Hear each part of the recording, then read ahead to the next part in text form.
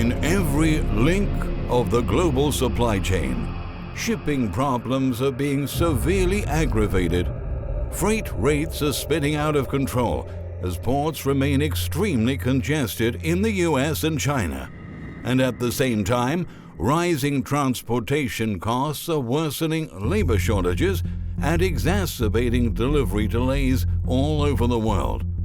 The operational nightmare just keeps getting worse, and industry CEOs are alerting that consumers will be the ones paying for this unprecedented mess as retailers face a threatening dilemma, either paying higher shipping prices and passing along those increased costs to consumers, or risk their business by letting shelves go empty. But before we move on to today's discussion, please don't forget to leave a thumbs up and subscribe so you don't miss our future videos. The new round of lockdowns imposed by Chinese authorities is adding disruption on top of disruption to global supply chains and significantly worsening port congestion worldwide. The knock-on effects are already being felt in US ports, where congestion continues to spread from the west coast to the east coast. The continued disruption pushed the global port congestion index to jump 36.3% over the past 3 weeks, with major container ports in China operating at reduced capacity or completely closed due to the country's zero-tolerance health policies. There are so many ships waiting outside China's port of Yantian right now that logistics firms are warning their customers about more delivery delays and more price increases in the coming weeks. According to logistics software vendor Project 44, delivery delays are expected to spike 44% this week, following the lockdown in the city of Shenzhen. Chinese officials have imposed a stay-at-home mandate for the 18 million people living in the city after 60 cases of the virus were detected earlier this month. Project 44 analysts also said that ripple effects are already being felt at other ports in the region, including Ningbo and Shanghai, where delivery delays and wait times for ships are also growing. The shutdown has interrupted manufacturing activity in the entire region, known as the home to the world's leading producer of electronic components, Foxconn, which makes parts for Apple, Sony, Nintendo, and Hewlett-Packard, among others. Even though the restrictions are expected to be lifted this week, Project 44 leaders argue that more slowdowns are likely to be felt worldwide in the days and the weeks ahead. It's likely that the cumulative effects on the consumer electronics, automotive, and medical equipment industries worldwide will soon be felt, said Josh Brazil, Vice President of Supply Chain Insights for Project 44. Meanwhile, liner giant Maersk stated in a recent note, the unprecedented situation of severe port congestion globally continues to result in accumulation of delays across several services on the Asia-US network. This situation is driven by a combination of increased demand and measures to fight the virus outbreak across ports and supply chains in general. These accumulated delays are currently causing further gaps in the schedules and have resulted in several Asia departures being spread apart by more than 7 days. As a result, hundreds of vessels are arriving all at once at US ports, while others have been unable to leave and make the return trip to China. However, for the first time in almost 2 years, the number of ships waiting outside the ports of Long Beach and Los Angeles has recorded a decline, from 135 in the last week of February to less than 100 in the week ended on March 18th. But according to Lars Jensen, CEO of liner consultancy Vespucci Maritime, this is only happening because ships are being diverted to other ports along the East Coast and the Gulf, and it doesn't mean that the congestion is actually easing. For example, outside Charleston, new record high levels of 31 vessels were reached last Wednesday, leading to a situation of not accepting the gate-in of loaded exports on Thursday and Friday mornings. It thus appears that part of the reason for the improvement of California is not that the supply chain problem is being resolved, the problem is merely being shifted elsewhere, Jensen highlighted. Right now, the average shipping rate for a 40-foot container leaving Shanghai to Los Angeles is 125% higher than a year ago, sitting at nearly $12,000 per container. The Drewry World Container Index informed, and given that supply chain bottlenecks, including port congestion, are expected to linger and most operators have signed long-term charter contracts at high shipping rates, prices are likely to stay elevated throughout the whole year. On top of that, the Russia-Ukraine crisis is also significantly impacting the flow of goods around the planet. Russian forces are cutting off entire shipping routes and shipping companies are suspending services, which is fueling even sharper freight rate hikes, supply chain firms said. Freight rates for a container ship have skyrocketed with a spike from 157% to 591% since the conflict began, Alpine data shows. Experts at Hellenic Shipping stressed that the longer the conflict between the two countries lasts, the larger would be the problems for the global economy. Even in an event of an early resolution, the sanctions placed would drive inflation and diminish consumer demand and discretionary spending, they wrote, adding that the only certainty is that the ongoing conflict has substantially increased the uncertainty in the global container shipping market in the medium to long term. Only this time, lower consumer demand doesn't mean operators will have a chance to ease port congestion.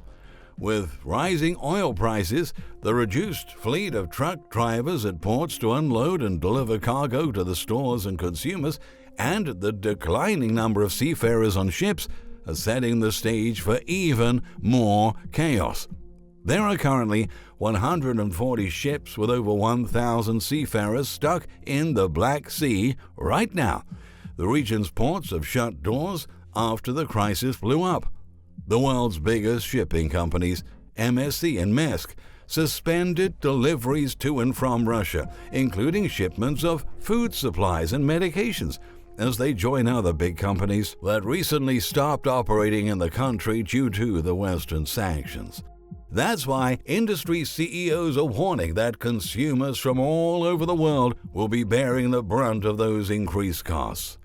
We saw a more than 70% increase in our fuel costs, and over the last 8 weeks, we've seen those fuel costs continue to escalate, said Maersk's Christopher Cook.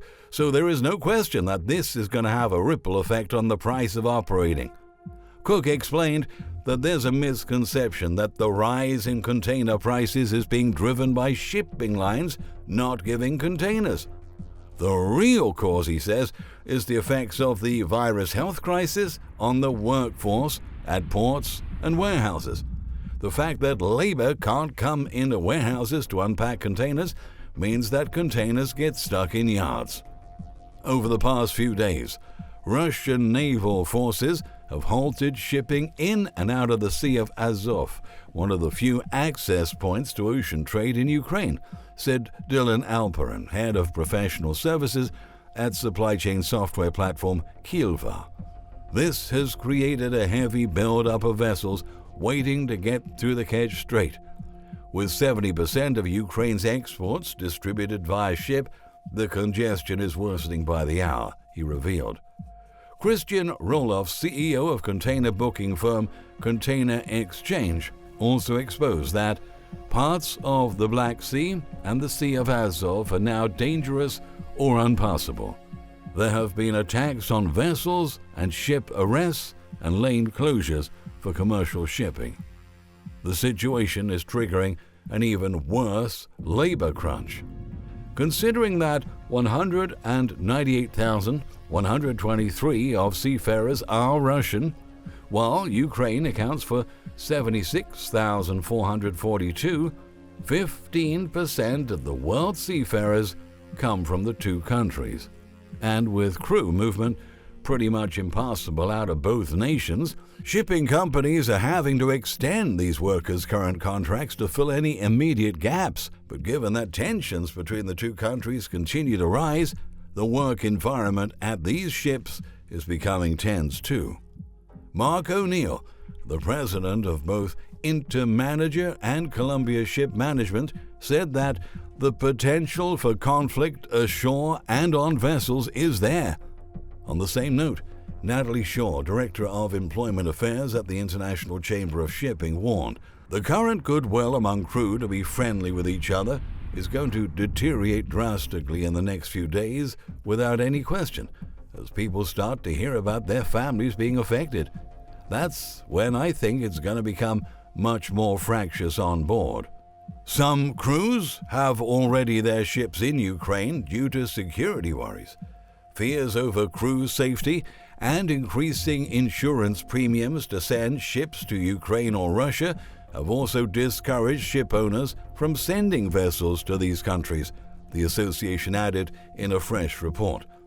To make things worse, transportation problems on land are also compounding. In America, the CEO of Swint Logistics Group is alerting that the rise in fuel prices will ultimately be passed on to the consumer as well. If you were running freight for Walmart and those costs go up, who do you think that's going to end up on? Said Harris.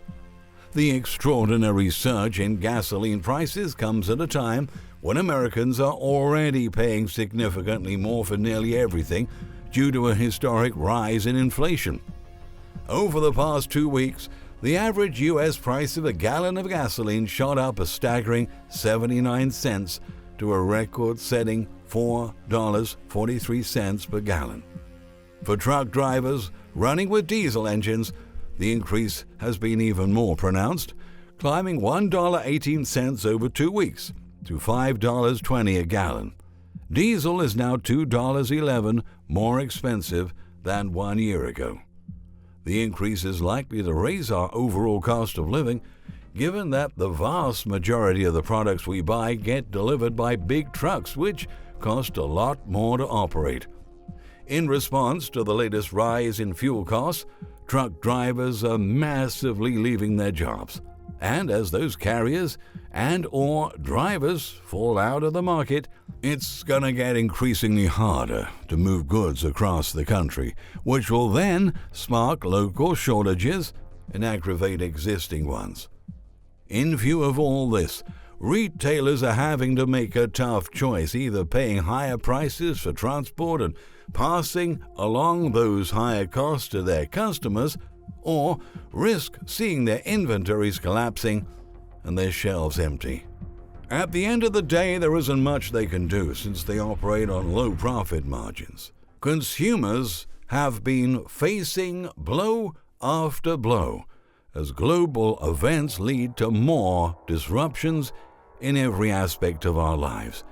And while leaders make decisions that end up resulting in a lot more financial instability in the lives of millions of people, we become more and more vulnerable to a system that is designed to fail.